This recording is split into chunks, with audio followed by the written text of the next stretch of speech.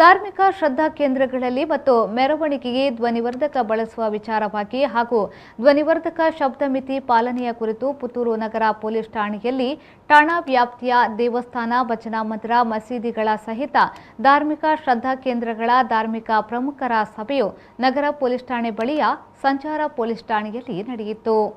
ಅಧ್ಯಕ್ಷತೆ ವಹಿಸಿದ್ದ ಇನ್ಸ್ಪೆಕ್ಟರ್ ಸುನೀಲ್ ಕುಮಾರ್ ಅವರು ಮಾತನಾಡಿ, ಧಾರ್ಮಿಕ ಶ್ರದ್ಧಾ ಕೇಂದ್ರಗಳಲ್ಲಿ ನಿತ್ಯ ಧ್ವನಿವರ್ಧಕ ಬಳಸುವ ಹಾಗೂ ಮೆರವಣಿಗೆಗಳಿಗೆ ಧ್ವನಿವರ್ಧಕ ಬಳಸುವಲ್ಲಿ ಶಬ್ದದ ಮಿತಿ ಪಾಲನೆ ಮಾಡಬೇಕು. ಈ ಕುರಿತು ಸುತ್ತೋಲೆಯಂತೆ ಎಲ್ಲ ಧಾರ್ಮಿಕ ಮಂದಿರ, ಕ್ಷೇತ್ರ, ಸಂಸ್ಥೆಗಳು ಅನುಮತಿ ಕಡ್ಡಾಯವಾಗಿ ಪಡೆಯಬೇಕು.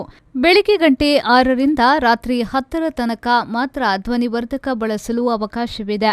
ಸಂಬಂಧಪಟ್ಟ ಧಾರ್ಮಿಕ ಕೇಂದ್ರಗಳ ಸಂಘಟಕರು 15 ದಿವಸದ ಒಳಗಡೆ ಧ್ವನಿವರ್ಧಕ ಬಳಕೆಗಾಗಿ ನಿಗದಿತ ಅರ್ಜಿ ನಮೂನೆಯಲ್ಲಿ ಅರ್ಜಿ ಸಲ್ಲಿಸಿ ಅನುಮತಿ ಪಡೆದುಕೊಳ್ಳಬೇಕು ಎಂದರು. 6 ಗಂಟೆ ನಂತರ ಈ ಲೌಡ್ ಸ್ಪೀಕರ್ ಇಷ್ಟು ಡೆಸಿಬಲ್ಸ್ ಅಂತ ಈಗ ಸದ್ಯಕ್ಕೆ ರೆಡಿ ಇರಬೇಕು. ಹೇಗೆಂದ್ರೆ ಈಗ ಯಾರು ಪ್ರಾರ್ಥನೆ ಮಾಡುವಂತ ಒಂದು ಆವರಣ ಇದೆಯಲ್ಲ, ಅವರಿಗೆ ಕೇಳಿಸುವಷ್ಟ ಮಟ್ಟಿಗೆ ಅದು ಒಂದು ಕಾಂಪೌಂಡ್ನ ಅಥವಾ ಊರಿನ ಹೊರಭಾಗದ ಯಾವುದೇ ಅಕ್ಕಪಕ್ಕದ ಏರಿಯಾದ ಮತ್ತೊಬ್ಬರಿಗೆ ಇಷ್ಟವಾಗಲಾಗಿ ಇಷ್ಟು 10 ಡೆಸಿಬಲ್ಸ್ ಏನೋ ಇದೆ. ಅದಕ್ಕಿಂತ ಮೀರಿ ಆಚೆ ಕಡೆ ಆವರಣದಿಂದ ಆಚೆ ಕಡೆ ಬರುವಾಗಿದೆ. ಸೊ ಅದೊಂದು ಕ್ಲಿಯರ್ ಇದೆ. ಬಟ್ ಇದ್ರ ಬಗ್ಗೆ ಪರ್ಮಿಷನ್ ಬಗ್ಗೆ ಎಲ್ಲ ಒಂದು ಕಮಿಟಿ ಕೂತು ಅದೆಲ್ಲ ಮಾಡ್ತಾರೆ. ಜೂನ್ 10 ನಂತರ ಇದರ ಒಂದು ಪಕ್ಕ ಒಂದು ಏನು ಜಾರಿ ಮಾಡಿ ಅದನ್ನು ಪರಿಣಾಮಕಾರಿಯಾಗಿ ಇದನ್ನು ಕರೆಕ್ಟಾಗಿ ಎಲ್ಲದೂ ಸರಿಯಾಗಿ ಒಂದು ಹಂತವಾಗಿ ಆಗುತ್ತೆ. ಇದು ಏನಪ್ಪ ಅಂತಂದರೆ, ಈಗ ಮೊದಲನೇದಾಗಿ ನಾನು ಇದ್ರ ಬಗ್ಗೆ ನಮಗೆ ಈಗಾಗಲೇ ಮಾತಾಡಿದ್ದೇನೆ.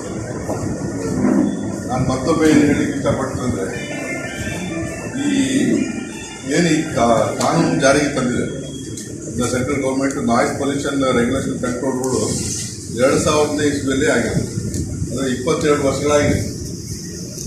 ಇದರಲ್ಲಿ ನಾಯ್ಸ್ ಪೊಲ್ಯೂಷನ್ ಇಷ್ಟೇ ಇರಬೇಕು, ಇಷ್ಟೇ ಮಟ್ಟದಲ್ಲಿರಬೇಕು, ಪಬ್ಲಿಕಲ್ಲಿ ಆಗಲಿ ಅಥವಾ ಪ್ರೈವೇಟಲ್ಲಿ ಇರುವಂಥ ಜಾಗದಲ್ಲಿ. ಯಾಕೆಂದರೆ ಈ ಮಾಲಿನ್ಯ ನಿಯಂತ್ರಣ ಮಂಡಳಿಯಲ್ಲಿ ಏನು ಇಟ್ಟಿದ್ದಾರೆ ಸ್ಟ್ಯಾಂಡರ್ಡ್ಸ್, ಸೌಂಡ್ ಲೆವೆಲ್ಸು, ಅದಕ್ಕಿಂತ ಮೀರಿ ಹೋದರೆ ಅದೇನಂತೆ ಶಬ್ದ ಮಾಲಿನ್ಯಕ್ಕೆ ಕಾರಣ ಆಗಿ ಕೆಲವೊಮ್ಮೆ ಇಂಡಸ್ಟ್ರಿ, ಕೆಲವೊಮ್ಮೆ ನಮ್ಮ ಮನುಷ್ಯನ ಆರೋಗ್ಯದ ಮೇಲೆ ಮತ್ತು ಮಾನಸಿಕತೆಯ ಮೇಲೆ ಇದು ಪರಿಣಾಮ ಬೀರುತ್ತೆ ಅನ್ನೋ ಒಂದು ನಿಟ್ಟಿನಲ್ಲಿ ಆಗಿರುವಂಥ ಇದು.